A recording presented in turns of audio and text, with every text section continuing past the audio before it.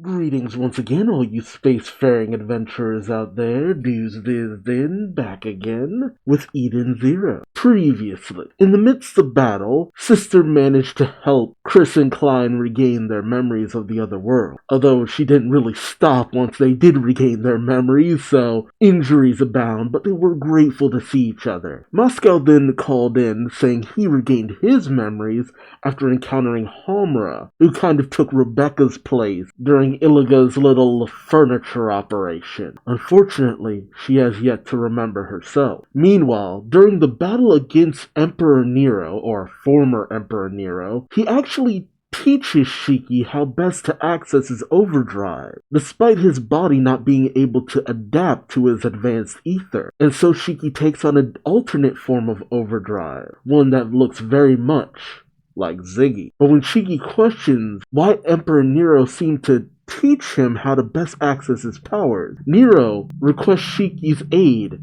in stopping his son Shura, the Emperor of the Oi Cosmos. And when Draken Joe enters the scene and things start to look a little more dire, Shiki makes a startling declaration that he will befriend both Draken Joe as well as Shura, something he's failed to do in other universes. It's the ultimate pacifist route, and Shiki has chosen to go all the way. Will he manage to do it? Join me as I find out, won't you? Alright, Eden Zero, Chapter 231, Requirements of a Hero. Yes!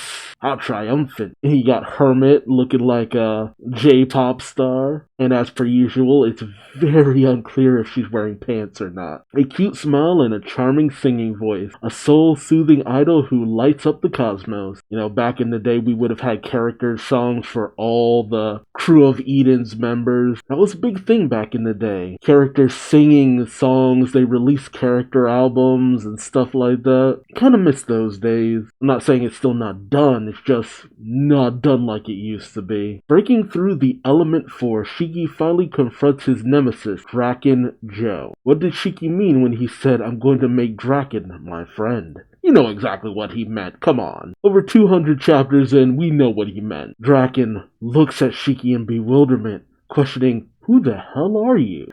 It's a full-on Thanos moment. "I don't even know who you are." Shiki says confidently, "I'm Shiki, an adventurer looking for mother." Draken questions, "Mother? What good would that do you?" Oh, Shiki's explaining it all. "In the last world, a world on a different time axis from this one, I was totally beaten and killed by you." Pino tries to stop him, saying, "Master, you mustn't." Draken says, "The last world." But Nero just smiles, saying, "I see." Draken turns to Nero, saying, "What? You actually buy this crap, Grandpa?" Nero says, "Grandpa? You're twice as old as I am."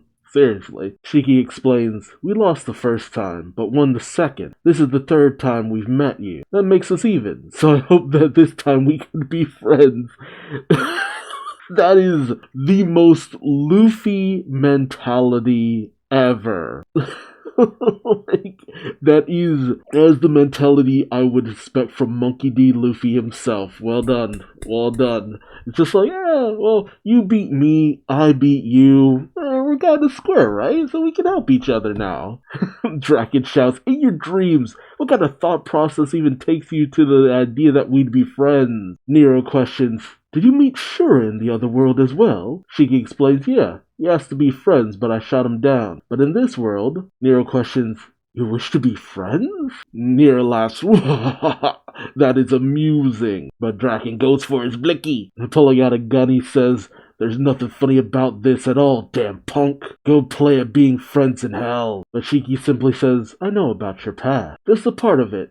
But I know a little. You were born on a planet where life is short. You were so obsessed with living, you stole the lives of people. You ought to be over 200 years old now. I know you wanted a long life because you wanted friends. The simple dream of a child corrupted in their old age." This halts Draken in his tracks. Draken lowers his gun, saying, "I steal the lives of animals, not people. Well, not that I think it's not so bad." Ah, so that's what it is. This is a timeline where instead of going for people, he chose animals. I mean, still kind of messed up, but at the same time, we eat plenty of animals for food, so if you think that's messed up, well, you must be a vegan or a vegetarian. That explains why Wise's mother is alive. Yeah, Pino thinks to herself, so this is Universe Zero, the world of possibilities.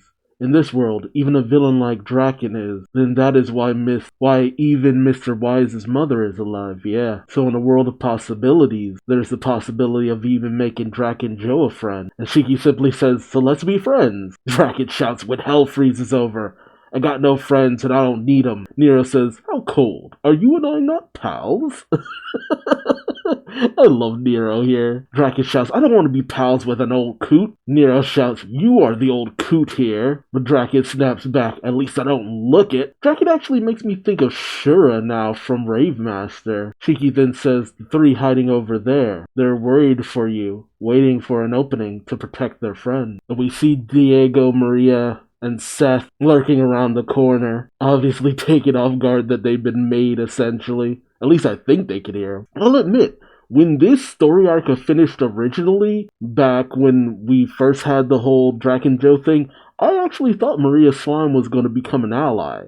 Just because she had a cute appearance in her true form. Draken shouts, don't go calling my coworkers my friends. Shiki simply says, then we can be friends, you and Draken then shouts, you're on my last nerve, kid. Draken's out of breath from shouting so much. Nero continues to just smile to himself. And Maria says, first time I've seen Master Joe get like this. Diego says, it's almost cute. Draken simply sighs then. He turns to leave saying, enough, I'm done here. Get lost. But Shiki stands his ground, saying, I'll be back. And when I am, you will be my friend. Draken says, I don't have much longer. And what you say about the other world is true. You already know. Nero, Maria, Diego, and Seth all look somber. Yeah, what was it? He only had a limited amount of time because he pretty much ran out the clock, right? Shiki tells him, then quit this kind of work.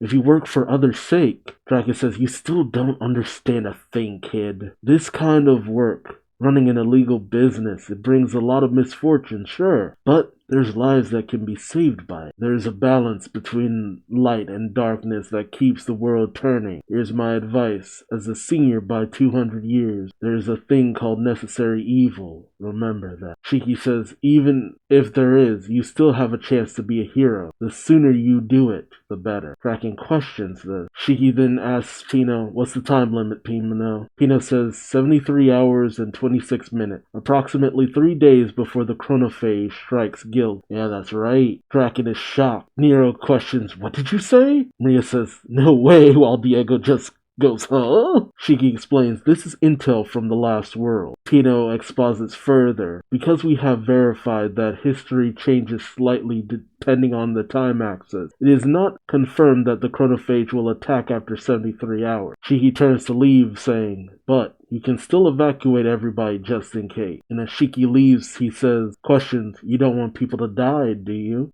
Draken simply looks at Shiki with a somber expression. Draken's assistant, who I don't think ever got a name, comes running up to him saying, Mr. President, it's an emergency. Jin and Sylph have betrayed us, or should I say, it appears they were connected to her from the start. Her? Are you talking about sister? Must be. The Draken simply says friend. The assistant is perplexed by that statement, but Draken says they were probably friends from the start. The assistant simply says, right. Draken tells his assistant, forget about that. Go scrape up Fee and Daichi. We're gonna be busy. Nero, Maria, Diego, and Seth all smile, with Draken saying to himself, helping folk.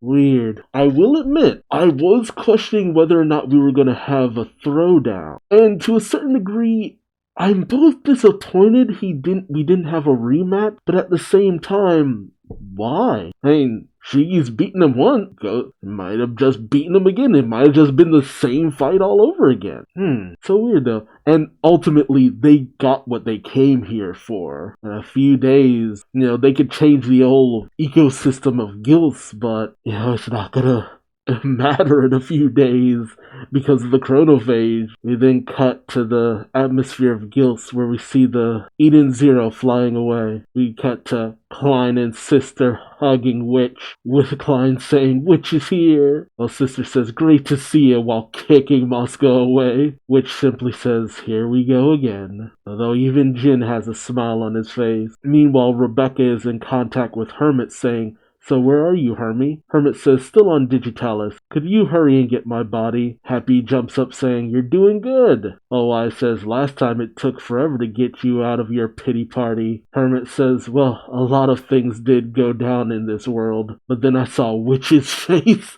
So it was literally just Witch's exposed face that triggered her. Interesting. And you even have Klein taking off Witch's mask saying, Witch's face, it's amazing. Oh, Witch hides her face with a cute yelp. And Sister says, ooh, erotic humiliation.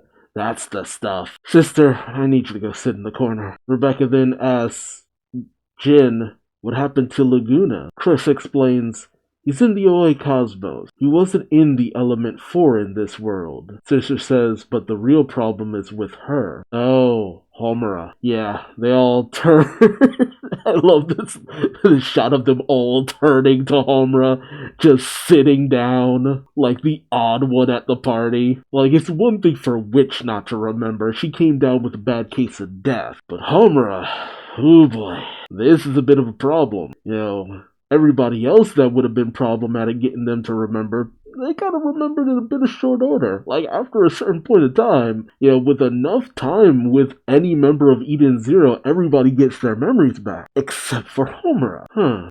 Homura nervously tells them, excuse me, why did you bring me aboard this ship? Will this also lead me to repaying my debt? Rebecca says, your debt to Draken has been settled. Why are you the only one who can't remember us? You're like a different person, too. Shiki kneels down to the sitting Homura saying, you were traveling with us on this ship in the world before. Homura nervously questions, the world before? But even if you say that, Chris questions, so what now? There must be a reason why only Homer remembers nothing. Sister says, I don't know much about the previous world, but I am certain that you were a Valkyrie student. And here is the thing that I was waiting for. As Wise turns to Rebecca saying, hold on, if my mom is alive in this world, Rebecca says, then maybe in this world. Pino adds, it is a possibility. And Shiki says, there's a chance Valkyrie is alive. Ooh, baby. See, this is the thing I've been wondering. Because there's a chance Valkyrie's still dead. There's a chance Valkyrie's still alive. I personally would love it if Valkyrie's alive. Homer remembers, and then we get the 2 Swords of Eden. That would be badass.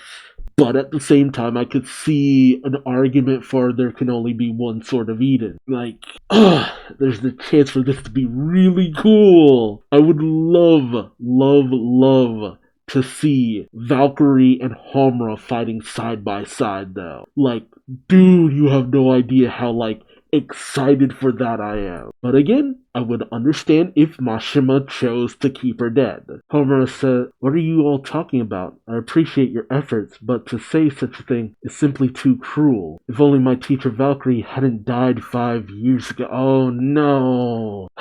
Is she really dead? That could have been cool. A dark cloud hangs over the world of possibilities. What is Homura's past with her teacher? Shoot. Got my hopes up right before that final page. But I knew there was a chance that he kept her dead. It's wild though because, you just had Shiki have a bonding moment with Draken Joe. The man who killed him in a world. Like, dude, in a world of possibilities, the fact that Valkyrie is still dead. Kinda, oof, man, ain't that just about a bit. But do you think she's actually dead? Or maybe there's a misdirect here? I wouldn't put it past Mashima. So let me know your thoughts in the comment section below. Is Valkyrie truly dead? Is Mashima just playing with us? Is she alive in some capacity? And if so, then that just begs the question, what will it take to trigger Homura's memory? I want to hear from you. Also remember to subscribe so you don't miss out on the next chapter. And until then, I've been Duuz-Diz-Din and hope to see you later. Take care. Bye-bye.